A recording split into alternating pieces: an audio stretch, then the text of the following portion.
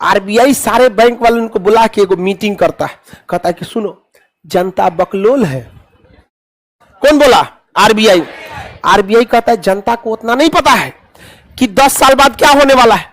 ओकरा ई लग रहा है कि 10 साल बाद डबल होगा, लेकिन ओकरा ई पता नहीं है कि 10 साल बाद महंगाई भी डबल हो जाएगा। ये पैसा कोने काम लायक नहीं रहेगा, समझ गए कि नहीं? तो उतने जोड़ गांठ के आरबीआई ये करती है कि 10 साल बाद वह कितनी महंगाई को कंट्रोल करेगी। तो आप कितना दिमाग लगा लीजिए, 10 साल बाद आप वहीं के वहीं रह जाएंगे। जैसे आप सोचिए, आज से 10 साल पहले या 20 साल पहले सपोज कीजिए, यानी सन 2000 में अगर आपसे कोई 1 लाख रुपया लिया होता, सोच सकते हैं कितना पैसा लिया। और आज 20-22 साल बाद अगर 3 गुना भी लौटा दिया, 1 लाख के बदले 3 लाख, तो भी ससुरा उस समय वही फायदे में था। सन 2000 में किसी के पास 1 लाख रुपया और आज के समय में 3 लाख रुपया, 3 लाख का कोई वैल्यू नहीं है। उस समय जो गैस सिलेंडर मिलता था 120 रुपया, आज 1100-1200 में गैस सिलेंडर 10 गुना महंगा हो गया। अब पैसा आपका 3 गुना महंगा हुआ। सन 2000 में 3 रुपए किलो आलू बिकता था। हम 3 रुपए किलो हमको याद है, हम लोग खरीदे हुए हैं। अभी 20 रुपए, तो आलू कितना हो गया? 6 गुना महंगा। समझ में गया? 6 गुना क्या हो गया? महंगा हो गया। और पैसा कितना महंगा? 3 गुना। सोच रहे आरबीआई बेवकूफी करेगा? हम लोग के समय में आपको बताते हैं, पेट्रोल जो चलता था उस समय, हम बताते हैं आपको 42 रुपए लीटर, 42 रुपए लीटर चलता था, 35-36 रुपया। मट्टी तेल बिकता था 20 रुपया, अभी 70। पेट्रोल 110-115 चला गया। आप बताइए मुद्रास्फीति का प्रभाव पड़ता, मतलब 10 साल बाद महंगाई बढ़ेगी कि नहीं बढ़े? तो आरबीआई जो प्रतिभूति बेची है बकलोल है। सब जोड़ गांठ के समझिए, आपको क्या बनाने के लिए?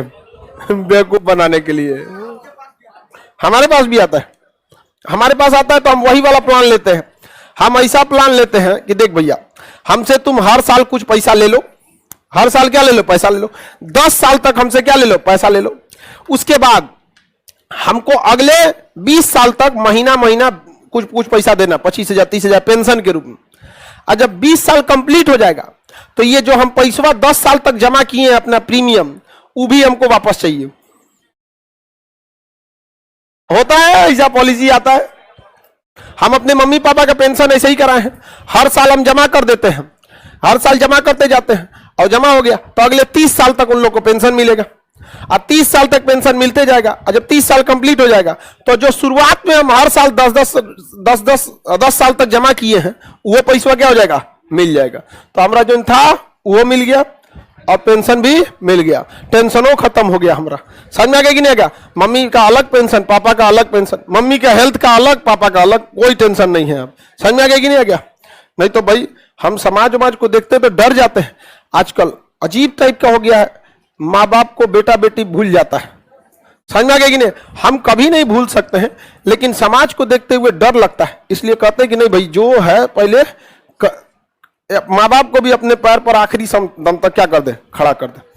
बाद में हम बदले ना बदले वो तो अलग की बात है, नहीं समझे?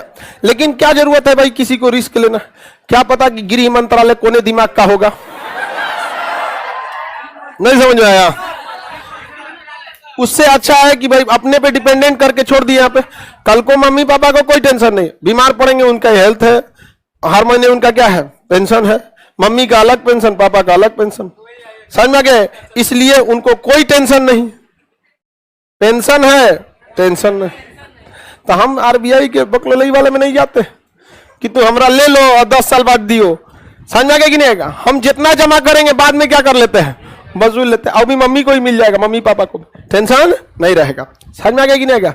सर आप भी डरते हैं भाई, समाज में देखते हैं बहुत डर जाते हैं, पता नहीं क्यों। घर आपका पैसा कभी काम नहीं आएगा। समझ में आ गया कि नहीं?